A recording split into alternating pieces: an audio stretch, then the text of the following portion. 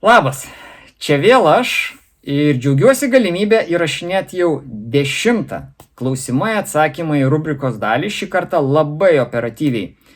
Atsirado naujų temų Facebook'e, YouTube'e, Instagram'e, man atrodo, nieko negavau. Tai be didesnių įžangų keliaujame prie jų. Pirmas klausimas. Kaip pasitikrinti įrangą prieš varžybas? Dažniausiai gedimai, kurių galima išvengti. Tai numeris 1 rekomendacija, jeigu jūs tikrai daug šaudote, turėti 2 visiškai identiškus ginklus. Vieną laužote per treniruotės, antrasis porą treniruočių iki varžybų ir varžyboms. Jeigu mes ieškome biudžetinio sprendimo, išmanykite savo ginklo dalių resursą, ieškokite internete informacijos. Galbūt pas sportininkus, kurie turi tokį ginklą ir šaudo daugiau. Pas tą patį gamintoją galite užklausti. Aš atsimenu laikus, kai šaudžiau už kitą gamyklą pistoletu, čia 2011-2013 metai, turėdavau vieną ginklą viskam, tai prieš varžybas keisdavome visas spyruoklės. Spynos laikiklį turėjom tokį kaip varžybinį komplektą. Tai būdavo irgi sprendimas, nes jie ten lūždavo kas kelis tūkstančius šūvių. Kadangi šitą klausimą man uždavė sportininkas, kuris, jeigu neklystų, PCC šaudo su stribogu, tai keli resurso pavyzdžiai. Firing pinas 60 000, ekstraktorių 120 000, čia yra gamyklos duomenys. Netgi taip nebūtų visai melas, jeigu pasakyčiau, kad stribogas yra nesulaužomas ginklas. Turėkite atsarginių būtent varžyboms skirtų dėtuvių, nes plastikos sąveika su tepalu jį kažkiek tai silpnina. Turėkite varžybinį elementą kolimatoriui, pavyzdžiui. Treniruotėse jums nesvarbu, jeigu kolimatorius išsijungs, bet varžybose jūs nenorite, kad taip atsitiktų. Pasitikrinkite visada prieš varžybos 0, ar jūsų ginklas šauna būtent ten, kur jūs tikitės, kad neturėtumėte jokių siurprizų. Tai man atrodo, kol kas šitą klausimą tiek. Antras klausimas. Gavau 2 labai panašius klausimus, tai aš pabandysiu juos sujungti ir manau, kad atsakymas tiks ir vienam, ir kitam. Tai pirmas klausimas buvo, kaip treniruotis target focus, šaudant su redot, tai yra su kolimatoriumi. Ir antra dalis, Mariau, noriu paklausti apie taikymosi fokusavimą, šaudant pistoletu mechaniniais taikikliais. Dabar matau daugiau top tier šaulių, kaip Benštori ir kitų, kurie sako maždaug tokią teoriją. Į front sight fokusuotis tik, kai taikinys yra labai arti, iki 5 metrų. Viskas, kas toliau, visada target focus. Gal gali pasidalinti mintimis, patarimais apie tai iš savo patirties. Taip, kaip treniruotis target focus?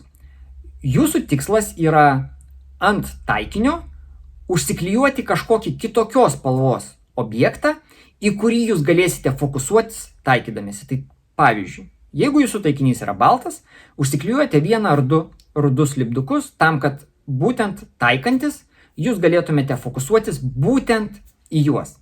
Šitoj visoj istorijoje yra vienas labai didelis bet.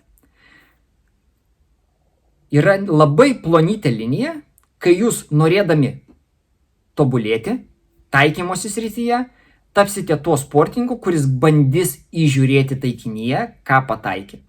O tai yra labai didelis laiko gaišimas ir pakankamai sunkiai išgyvendinamas dalykas. Tai jeigu su tokia problema susiduria sportininkai, prie kurių treniruočių turiu galimybę prisidėti, tai aš jiems tada dedu tokią net ne taikinį, o visą mozaiką. Tai yra taikinys apklijuotas baltais, žaliais, rudais lipdukais, kai praktiškai tampa nebeįmanoma įžiūrėti pataikymų. Tokiu būdu sportininkai yra priversti būtent taikytis pagal optikos tašką, kolimatoriaus tašką ar tuos pačius pagal kryptuką, pagal mechaninius taikiklius. Aš asmeniškai vėlgi grįšiu prie to pačio, kad esu sportininkas, kuris savo šaudimą ir taikymasi orientuoja būtent į taikymosi tašką, ne į taikinį. Tai jūs turite labai gerai apsvarstyti, ar turite pakankamai patirties rasti tą balansą, nes jūsų visos pastangos patobulėti gali tapti tokiu nusiridenimu nuo skardžio. Trečias klausimas. Šitą temą aš paėmiau iš vieno komentaro, tik tai dabar bijau sumaišyti, ar po mano paskutinio YouTube epizodo, ar po kažkurio tai pausto, bet pasirodė visai įdomus komentaras. Jisai buvo skirtas man, ar šaudant pastoviai, skaitant level 1 varžybas, nėra renkami įgūdžiai patirtis, ar negalima tokių varžybų laikyti treniruote. Aš šiek tiek išsiplėsiu. Jeigu jūsų tikslas yra laimėti level 1 ir jūs esate dar tame etape, kai žingsnelis po žingsnelio jūs kylate į viršų pirmo lygio varžybose, visiškai teisingai. Jūs turite dalyvauti level 1 varžybose, nes jūs lavinate ir savo šaudimo įgūdžius, jūs esate toj konkurenciniai aplinkoj. Mano atveju, man yra reikalingas spaudimas. To spaudimo Lietuvoje aš nejaučiu labai senai. Tai yra vadinama atsakomybė. Dabar kas man yra atsakomybė? Jeigu aš žinau, kad aš atvažiuosiu Lietuvoje į level 3 varžybas PCC ar karabino ir statistiškai laimėsiu medalį, tai nėra atsakomybė. Man atsakomybė yra nuvažiuoti 1000 km, žinant, kad aš konkuruosiu su geriausiais Europos sportininkais ir žinant, kad kiekviena mano klaida tenais labai atsilieps bendram rezultate. Tai motyvuoja dirbti su savim, tai motyvuoja papildomai treniruotis.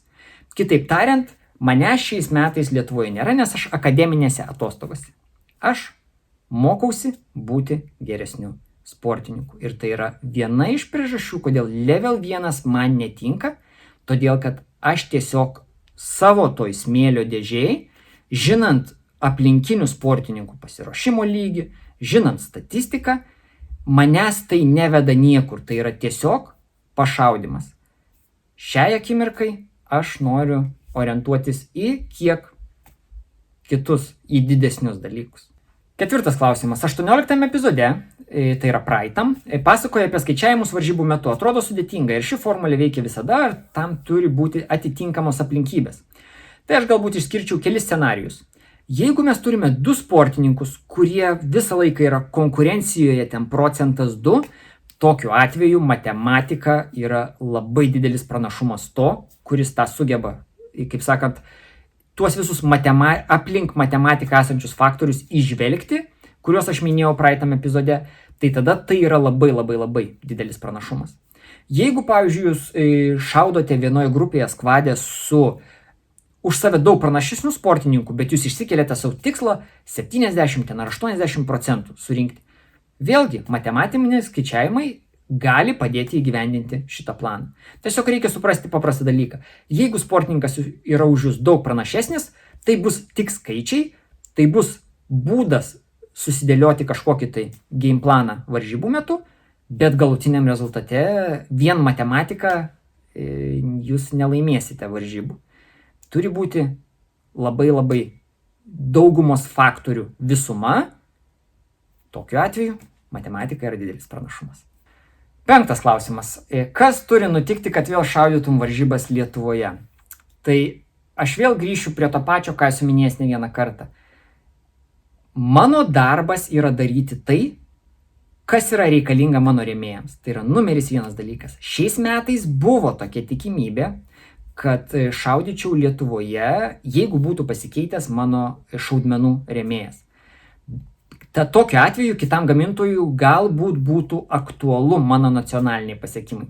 Kadangi su Fijoki išsisprendė ir ilgam, mes liekame prie tos pačios linijos, tai yra žingsnis po žingsnio eiti į priekį Europos lygiu, kadangi per tuos jau dabar 9-10 metų su šiuo gamintoju, prie jų aš esu laimėjęs labai daug Lietuvoje, todėl jiems ta rinka ir mano pasiekimai, nacionaliniai pasiekimai, jiems nėra aktualūs. Yra vienas bet, 2027 metai, esu prisižadėjęs tam tikrom aplinkybėm 3 muškietininkai. Kas tai? Kada nors papasakosiu, kai ateis tam laikas. 6 klausimas. Kuris laimėjimas pasiektas sunkiausiai, koks svarbiausias pačiam ir kokios gali būti pasiekmes, jei nelaimėsi medalių dalyvaudamas varžybose kitose šalise? Tai galvojau apie tą sunkiausiai pasiektą medalį, turiu 2 variantus. 2012 metai Production Estija pistoletu 2 vieta arba 2014 metai mano pirmas pistoletu Production prezidentinis medalis. Nebuvo patirties kiek dabar, nebuvo resursų kiek dabar. Toks žingsnis po žingsnio, akmenuotų keliu, toks juodo darbo rezultatas. Galvojau dar po to apie tuos kitus prezidentinius medalius, tai tarkim kitose disciplinose, PCC, karabinas rifle, lygiavamzdis, dar tas pats IDPA buvo irgi pistoletų medaliai. Sakyčiau, jie atėjo daug lengviau, nes aš į tas disciplinas jau atėjau su geru patirties bagažu. Tai man adaptuotis iš pistoleto į ilgų ginklų disciplinas nebuvo labai sudėtinga. Tai jų aš neišskirčiau. Koksai svarbiausias pačiam? Tai ne vieną kartą esu minėjęs, kad praeitų metų PCC Čekijos superlygoje iškovota 2 vieta.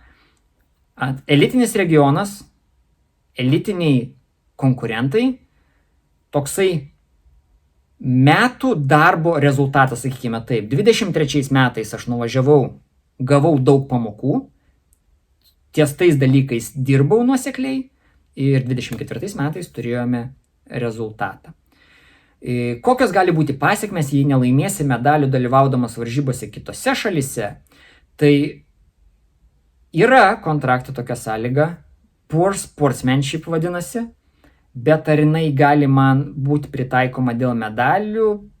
Aš kažkaip galvoju, kad nelabai, nes vėl grįžkime prie to, kad mano ta niša, mano išskirtinumas bendrai europinėje rinkoje sportininkų yra tai, kad aš šaudau labai daug skirtingų disciplinų. Tai šiais metais 5, kitais metais galimai 6-7. Tai yra tai, ką Europoje daro labai mažai sportininkų. Ir tai yra ta niša, kurią aš užimu. Ir turbūt reikėtų sakyti taip. Tai yra priežastis, kodėl aš esu tame dar vis sėkmingas. O kaip susiklostys ateityje viskas, tai aš visada papasakodavau, tai ir nepasikeis. Papasakosiu ir tada, kai bus kažkokie tai pasikeitimai. O dabar mes važiuojame toliau. 7 klausimas. Ar manai, kad esi geriausias Lietuvos IPSC sportininkas? Nemanau. Žiūrint iš sportinės pusės, geriausi Lietuvos sportininkai šiai dienai, mano nuomonė, yra tie, kurie yra laimėję 24 metų Lietuvos čempionatus ar reitingą. Čia vėl tokia ant svarstyklių buvo diskusija. Kas yra svarbiau, ar Lietuvos čempionatas, ar tas metinis reitingo rezultatas? Vat galite man komentare parašyti jūsų nuomonę. Kas yra svarbiau? Tai pakartosiu dar kartelį, nelaikau, nes manęs nėra nei vienur, nei kitur, todėl atsipalaiduokit, tema uždaryta. 8 klausimas. Kaip manai, kodėl kai kurie Lietuvos sportininkai šaudė skirtingais ginklais pradeda koncentruotis tik į vieną IPSC discipliną? Aš tų variantų, žinokit, žinau ne vieną, bet nežinau apie ką klausimas. Netgi ne praeitą savaitę, man atrodo, mes čia turėjom pokalbį. Ta tema, tai aš galbūt taip bendrai pasakysiu. Jeigu šaudai skirtingais ginklais, skirtingas disciplinas, švaistai savo potencialą, kurį gali sukoncentruoti vieną kryptimi ir galbūt pasiekti daugiau. Tai man atrodo, tai yra logiškas sprendimas. Jeigu tu nepatempi skirtingų disciplinų, tai kam bristi tą pelkę? Turi savo kryptį, turi savo kažkokią tai idėją ir matymą, ką tu nori pasiekti ar daryti, nežinau, sporte. Ir viskas. Čia labai tokie individualūs, man atrodo, sprendimai ir tai, kad žmonės ateina ir išeina, man atrodo visiškai natūralus procesas. Ir šiam kartui paskutinis 9 klausimas, bet geras. Iš kur semiesi idėjų savo paties treniruočių programai ir pratimams? Gal literatūra, YouTube ar instruktoriai? Visų pirma, iš savo patirties. Per daug metų aš pakankamai gerai žinau dalykus, kuriuos man reikia tobulinti, kur aš noriu dar žingsnis po žingsnio eiti į priekį. Ir kartu, kai aš važinėju į varžybas į užsienį, į tuos stipresnius regionus, tokius kaip Slovakija, Čekija, ten visada gauni pamokų, kurias turi išanalizuoti, pasidaryti išvadas ir adaptuoti savo pasiruošimo programą, būtent siekiant didesnių tikslų. Tai yra, sakykime taip, numeris 1 įkvėpimo šaltinis. Literatūra, YouTube ir instruktoriai, aš labai mėgstu JAV multigun sportininkus, tokius kaip Joe Fairwellas, Joshas Froilichas, Danielis Horneris. Labai įdomu jų interviu pasiklausyti apie mindsetą ir panašiai. Ateityje dar planuoju nusipirkti iš tikrųjų online free guno kursus, kadangi tai yra, sakykime taip, mano ateitis. Aš bent jau taip matau ir šiais metais visa šita kelionė prasideda. Tai vienas iš dalykų jo, kurį aš dar planuoju daryti. Štai ir viskas. Dar vienas epizodas, 10. Ačiū labai kiekvienam už klausimus. Ačiū, kad pažiūrite, ačiū, kad parašote komentarą, uždedate laiką. Džiaugiuosi dar kartelį, kaip ir kiekvieną kartą, galimybę pasidalinti su jumis patirtimi. Kada sekantis epizodas, nežinau. Dabar išvažiuoju į pasaulio čempionatą PCC, tada lygiavamzdžių Europą Vengrijoje. Tai, žodžiu, bandysiu užkariauti pasaulį. Tai pasižiūrėsim. Turėsiu laisvo laiko, kai visą laiką parašysiu postą ir jeigu jūs turėsite klausimų, aš mielai į juos atsakysiu, kadangi video išleidžiamas šeštadienį. Tai gero savaitgalio ir susimatysim kažkada tai kitą kartą. Iki.